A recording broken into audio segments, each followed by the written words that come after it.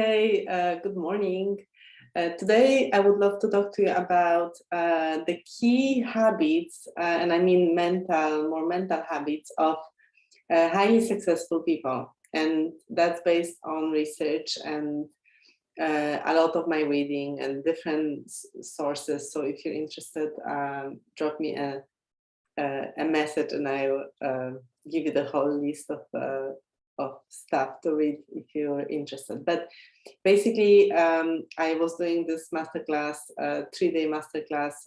It was really great. And I thought that I want to pop in live and tell you a little bit about that again, because I find it super important uh, to go back to it. You know, I do that quite often, and so yeah, let's get to the point. So there will be 5 things that I want to talk about. So number 1 is know what you want.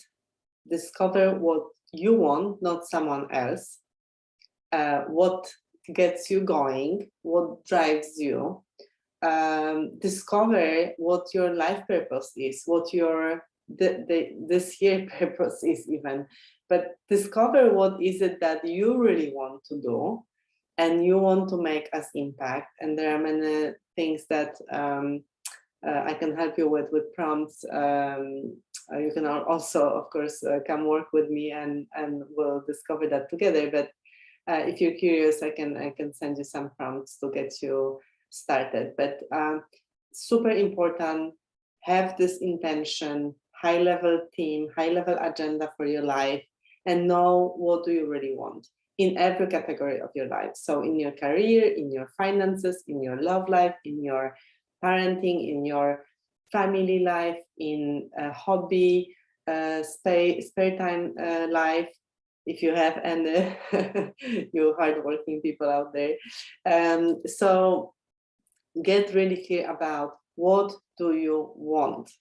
Okay, that's number 1. Number 2, commit to it. Commit to going after it. And there is, a lot of research about persistence and grit.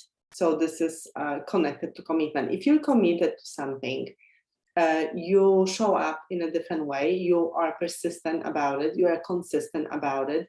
Even if you have a fallout, you maybe one day you feel bad or you got COVID like me a few weeks ago, then of course, take care of yourself and your body. But it doesn't change for you. That big, bold vision is there and you are committed to it. The metaphor I gave during the workshop, I think, if I remember correctly, is if you get pregnant or you are about to become a father, you are 100% committed, aren't you, right? So this is the same kind of feeling that you want to have in your body, in your mind, that you're like 100% in. You're not 95% in, you are 100% in. And every day when you get up, just like, when I get up and I wake up, I'm like, yes, how am I going to be the best coach and serve my clients powerfully? This is always in me. It's like I live by that, right? So persistence, commitment, grit, all of that great stuff. Number 3, take responsibility for your life and for your growth and for whatever you want. Please, I beg you, don't blame other people. Don't look to your boss or other partners or whoever is there, your spouse, ruining your life. Don't do it. Please do yourself a favor and take full responsibility of your life by owning where you are right now. Your paradigm, your mental mindset, your mental habits brought you here, and you can change it. So take a responsibility, take your power back. Don't look to other people to do it, because then you take your power away. I mean, you give your power away. And also don't blame circumstances. Even if you're born in a different country. I mean, I was born in communist Poland. When I was 20 years old, I went to become an au pair, and I spent 1 year in the US because I had a dream to see NBA game live, and I did. And I saw Michael Jordan, and I actually played on the court. So when you have courage to go for your vision and your goal, and you're committed, and you take responsibility for what you want, magic happens. It really does. So that's number 4, was it? No, 3. And I already mentioned courage. This is my number 4. Courage ties very neatly to all those things that I mentioned. You need to be courageous. Courage comes from the word core, heart. So it's really your heart's desire. Your mind, your limiting beliefs, your negative thoughts, your self-sabotage will try to stop you. But if you're courageous, you'll go out of this comfort zone. You will do the things that are impossible sometimes, or seem impossible, because, you know, everything is possible. I mean, to an extent. But if we, you know, we go to Mars and to the moon and everything, I mean, pretty much there is, you know, a lot of opportunity out there and a lot of possibilities. So a lot of things are possible, most that are not. So courage is super important. It's one of my key values. Whenever I feel I'm afraid of something, because courage doesn't mean you're not afraid or you don't feel any fear, but it's when I realize that it's fear stopping me, oh boy, I have this talk with me and I go like, you better do it, right? And then what happens in my mind, I basically go to my vision, to that commitment, and I work on it. You know, I make myself ready. I get curious about what am I afraid of. I face my fear, right? But you need to be committed again to your vision. You need to know what you want, so that the courage can exist even, right? Like that, because there is this fear, and you need to go through it because you know where you're going, right? So all of this is super important, and courage is such a beautiful value. I absolutely love it, and I know you can be courageous too. And I remember one time I met this amazing young guy. He was, I think, only 21. He was a student. I met him in Romania, and he told me this.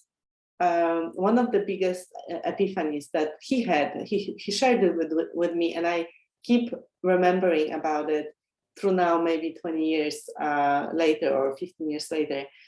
What he said is that he found out that some people, often people, not some people, but most of the people actually, they will even climb Mount Everest, or they will do something like, you know, run marathons or create this huge company.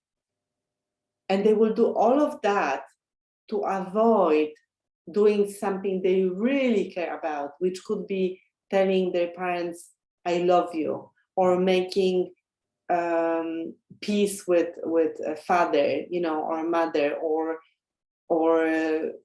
you know, a child, you know, something. So, you know, like as human beings, we will come up with those ideas that we have as success, but deep down, we really care about doing something completely different.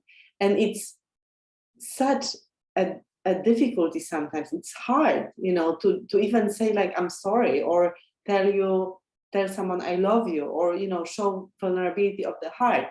So to me, this is what really ties with courage.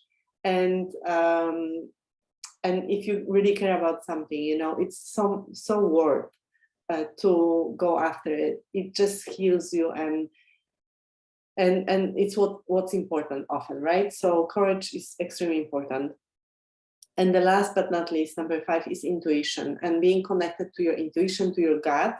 There has been study that done on 13,000 people who are considered very successful, and they all said that 80% of their success was because of intuition, and the fact that they were connected to kind of this higher feeling that they were listening to.